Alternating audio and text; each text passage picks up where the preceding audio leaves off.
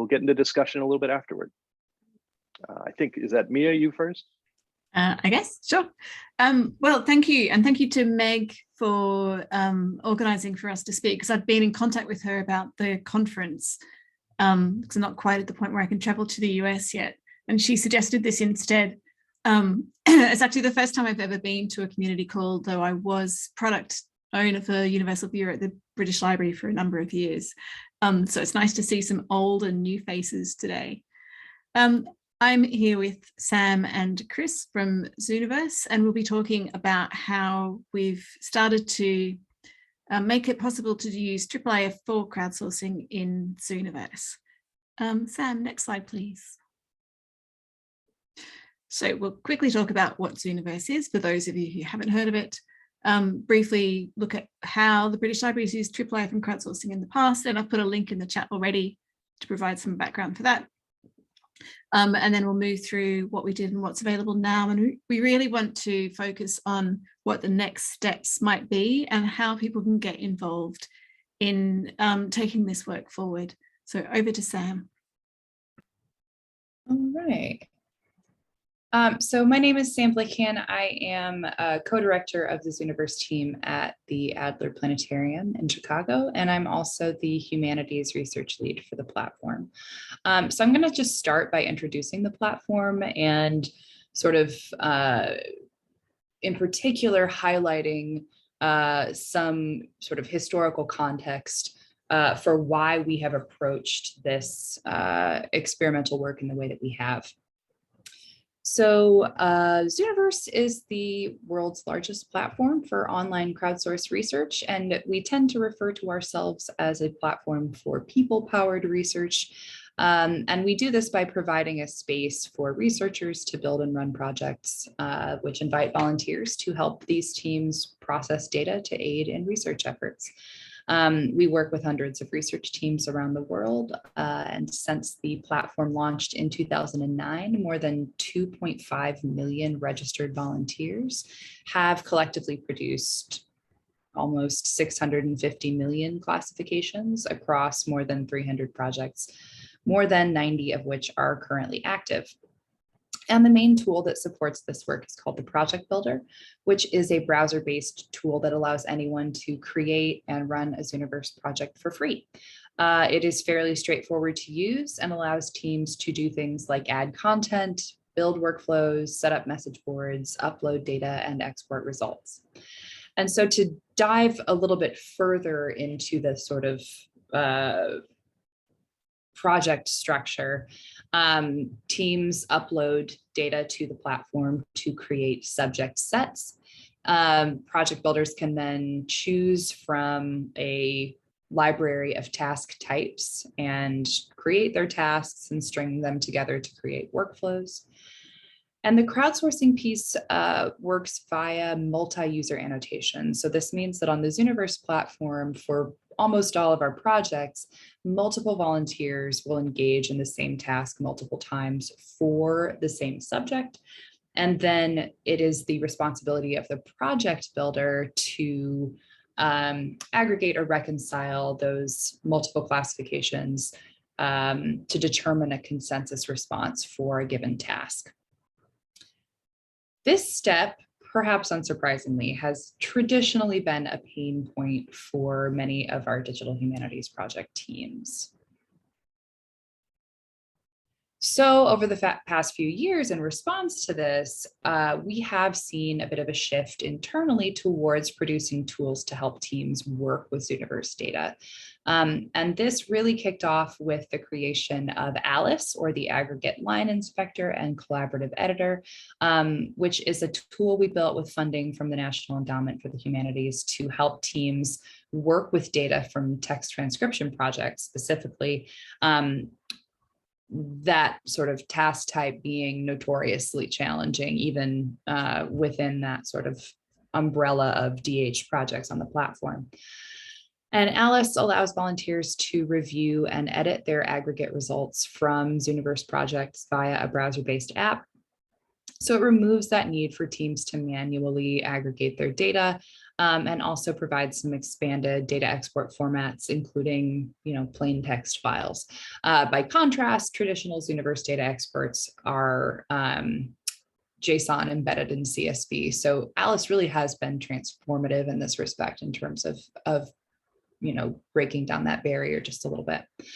So this is thematically related to our IIIF experiment in the sense that we see IIIF friendly tools as being in a similar vein of resource types that reduce these barriers to participation on the platform via things like collaboration and making use of existing resources or standards in the field.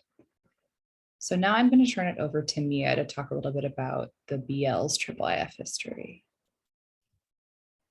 Thanks, Sam. So probably many of you know that the BL got involved in IIIF relatively early, and various staff members have made reasonably significant contributions over time. The Universal Viewer was designed to replace multiple viewers on the British Library's websites. That's still work in progress. But it did mean that publishing items with IIIF manifests and images meant that we could ourselves take those manifests and use them in other places, including using them in crowdsourcing on libcrowds.com. Next slide, please, Sam. Oh, there goes background. So just very briefly about our sort of sample project that we're porting over to Zooniverse. I spent a lot of time planning how to gracefully sunset in the spotlight on the libcrowds.com platform.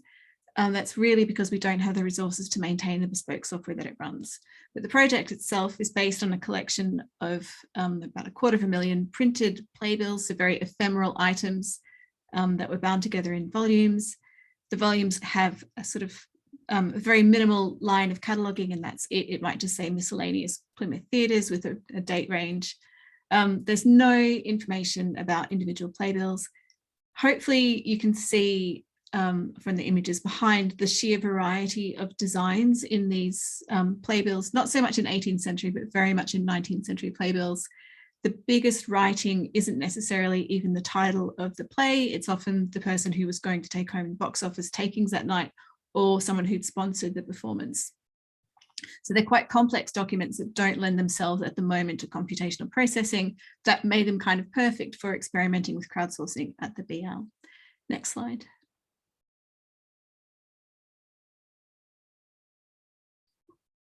So one of the key things that we did was adapt the Pybossa platform, which has been designed for crowdsourcing, with Vue.js, so that it had the user experience that I really wanted to have, which was about encouraging both productivity but also engagement with the collection items.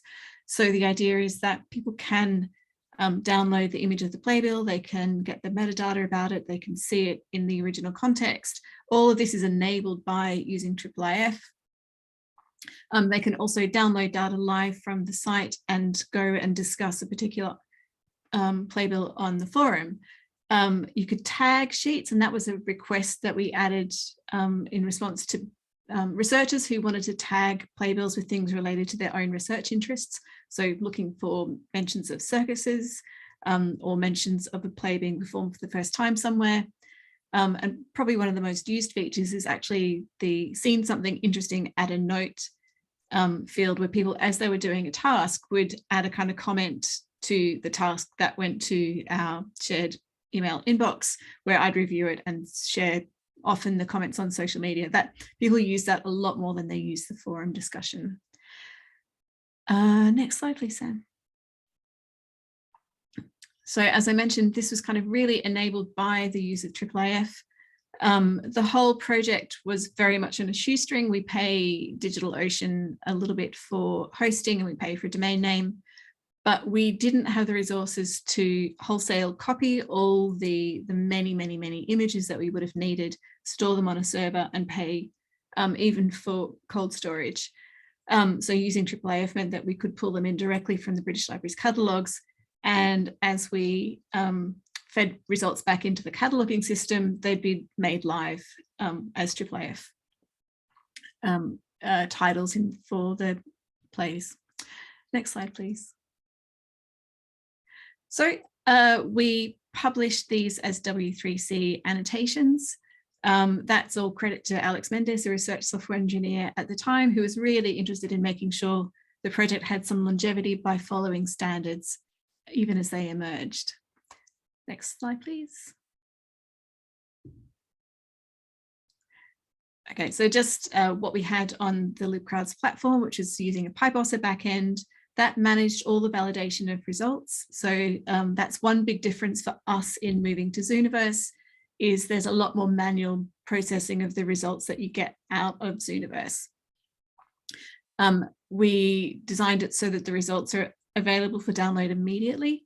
That was really important to us in asking people to contribute work. We wanted them to be able to benefit from the work without us having to be a bottleneck in any way. We had nearly 3,000 registered volunteers, countless more other volunteers, because like Zooniverse, you didn't have to sign up to contribute. And we kind of ran out of volumes during the early days of the pandemic because so many people were looking for some kind of positive distraction online. And overall, we've just found it difficult to maintain while we don't have a research software engineer in post in the department. And unfortunately, there's not one on the roadmap either. So we had to look for a hosted solution of some kind. Next slide, please. So Zooniverse seemed like a really obvious option. I've already been using it in other projects. I started using the project builder the week it was launched, I think, teaching with Ben Brumfield.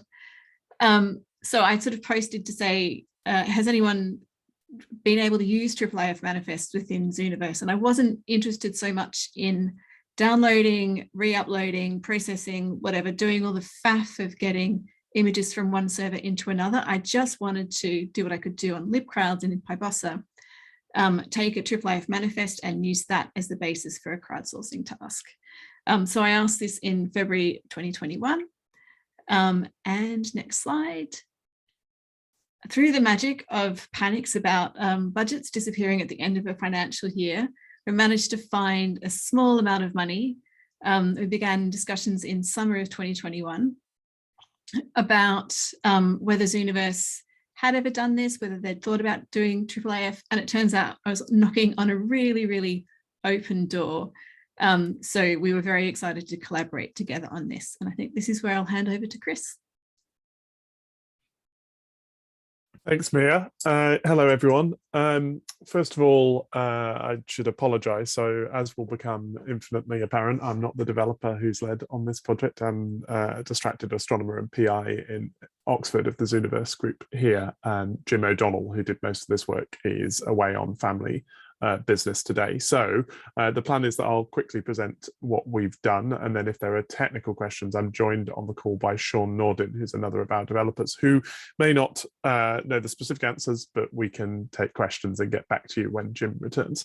But yeah, so it was really good to take part in this project and to have it stretch how we're thinking about how people want to use data and interact with data.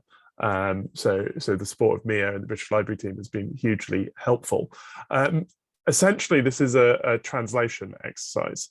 So we were trying to use the Zooniverse platform and the Zooniverse logic that's baked into the platform as is, most of which dates from decisions we made something like 13 or 14 years ago when we were thinking of projects very differently. So as Sam mentioned in her introduction, the core Zooniverse unit is the subject. That's the thing that's being classified, so a playbill in this case. They come in sets, which is, as you'd expect, a group of subjects. A project can have one or many subject sets.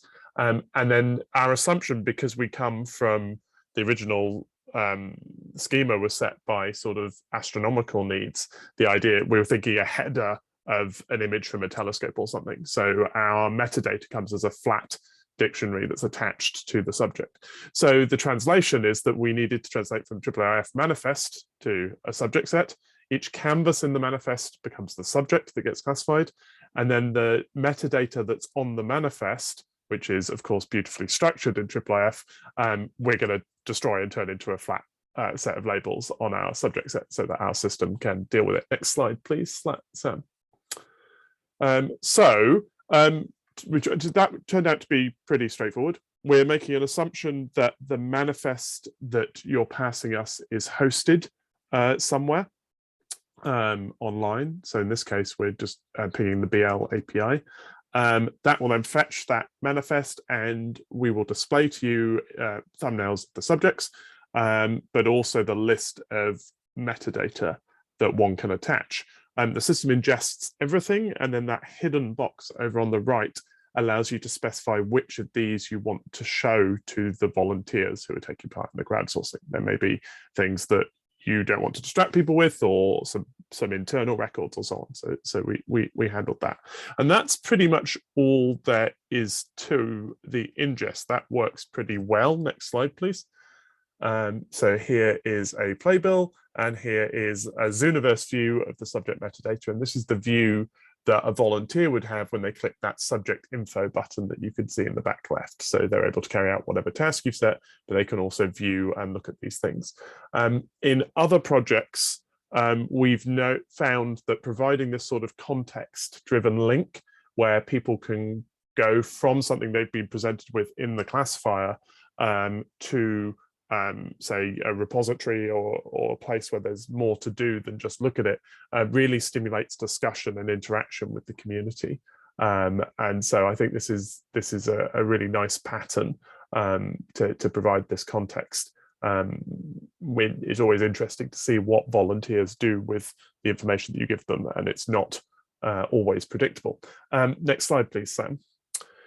So that was half the promise. The other half is that we want to be able to go the other way, having exposed our volunteers to the imported collection, have them interact with it and classify it in Zooniverse terms, but transcribe it most likely in this sort of context. We want to be able to pass those back to a suitable repository. And this proved slightly more complicated. In particular, we've sidestepped around a complication in the Zooniverse workflow. So Zooniverse is set up so that for most projects, we have independent classifiers, as Sam said, carrying out a task.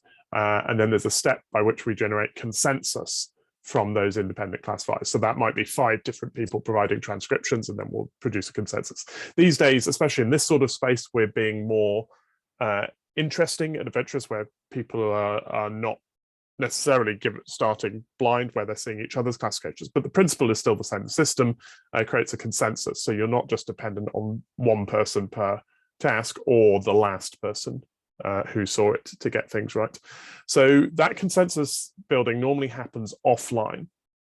The expectation is that people will happily classify, that you will download the data from the project, run a consensus, and then take that and put it wherever you want to. Whereas here we need to pass it back to the system so it can end up back in the IIIF format.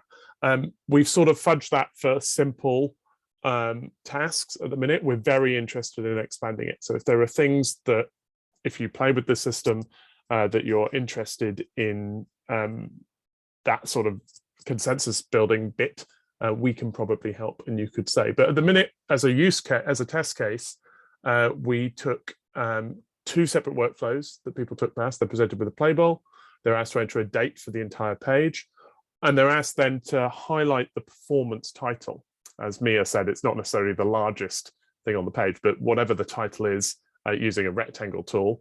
And then we're going to publish those back as annotation pages or annotation collections. So next page, please.